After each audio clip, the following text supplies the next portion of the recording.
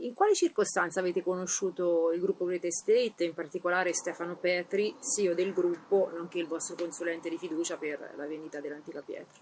Allora, siccome siamo qui a due passi dal piccolo borgo Fornello, sapevamo che Stefano Petri era il CEO di Great Estate che si occupava della vendita. Abbiamo cercato di conoscerlo per offrire anche la nostra azienda e lui l'ha preso ben volentieri. Sappiamo che avete iniziato a pubblicizzare la vendita dell'antica pietra nel 2018 e l'anno successivo avete conosciuto il nostro gruppo.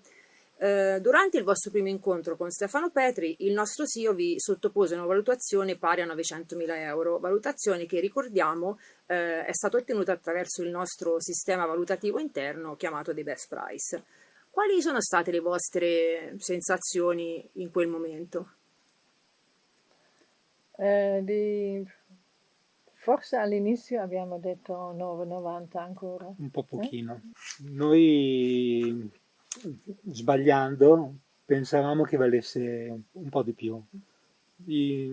Qualche anno fa qualcuno ci diceva anche 1,4 milioni, però la metratura è importante, ci potrebbe anche stare, ma sappiamo che più è grande, meno vale, e poi l'isolamento e tante altre caratteristiche che fanno sì che fosse una cifra esagerata. Perché voi avevate collaborato con altre agenzie o comunque eravate in contatto con altre agenzie? Un pochino sì, però senza esclusiva, diciamo che non eravamo nemmeno convinti di venderlo. Mhm.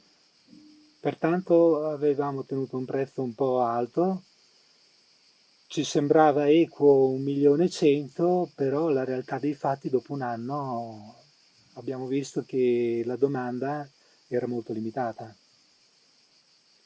E Stefano ci ha spiegato anche se andavamo sotto 1 milione eravamo in un'altra fascia, quindi ci sarebbe molto più visibilità.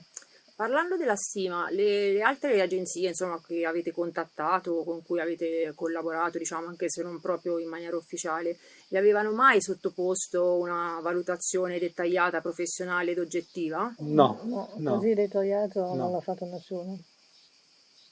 È molto più approssimativa. Ok. Come si dice, a braccio.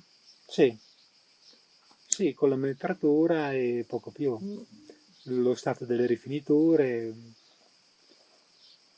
Ottimo.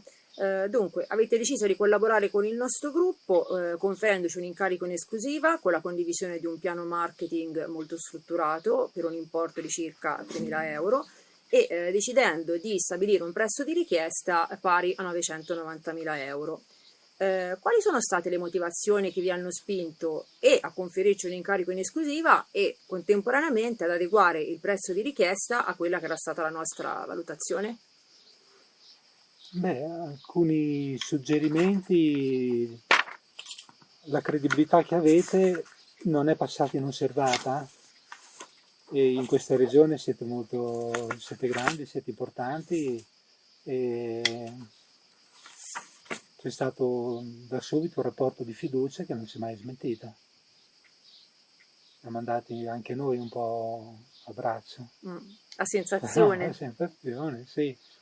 Perché è molto facile sparare dei prezzi così, ma senza niente di costruito dietro.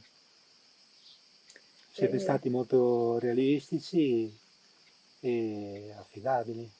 E secondo voi nel 2018 sarebbe stato più opportuno posizionare da subito sul mercato l'antica pietra ad un prezzo diciamo più vicino a quella che era stata una valutazione oggettiva, in modo da evitare che la proprietà poi perdesse ulteriore valore nel tempo?